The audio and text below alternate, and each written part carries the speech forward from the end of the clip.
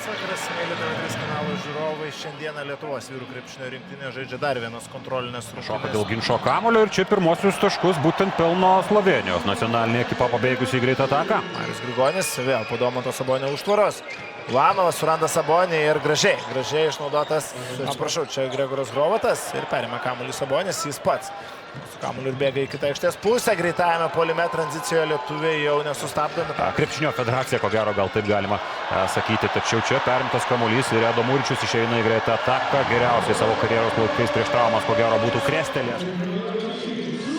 Keičia atakas kryptį Slovėnų ir čia štai taip galingai žaidžia Slovenijos rinktinės. Pabaigos 8 sekundės dar lieka.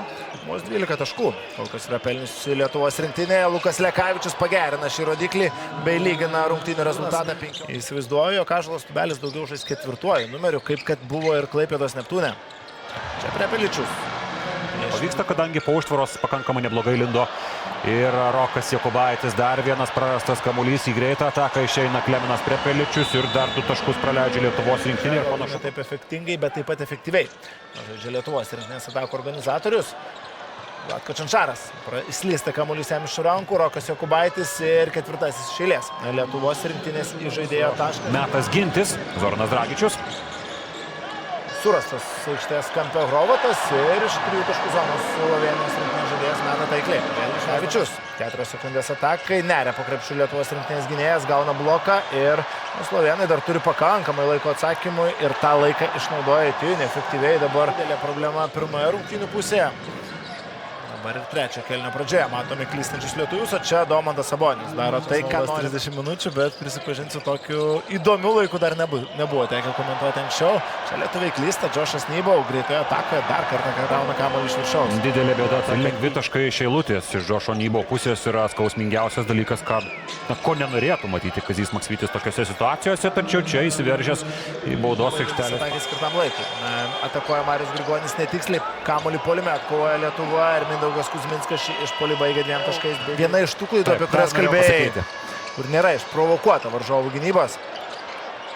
Maikas Taubiai, ir čia jau 2 taškai su pražanga. Ten jau tiesiog minutės yra sužaidęs kaunietis. Ąžuolas Tubelis taip pat žaidė nedaug, tačiau jis dabar yra aikštėje ir meta iš 3 taškų zonos ir pataiko Ąžuolas. Na, čia jau be abejo vienas iš... Sargaras dar vienas Novomesto Kurko komandos krepšininkas, nepaisant to, kad nėra dar toje brandoje, bet jau labai ilgai rungtyniauja šioje komandoje, čia didelės problemos. Lukas Lekavičius prieš Prepeličių. Sabonis ten buvo laisvas, tačiau laisvą koridorių prieš savo akis turėjo ir Lukas Lekavičius. Šį kartą NBA dvigubų dublių mašina artėja po truputėlį prie savo dvigubo dublio. Trigubų netgi pataisyčiau, kolega. Na, pradėmės į kraštą. Čia Čančaras.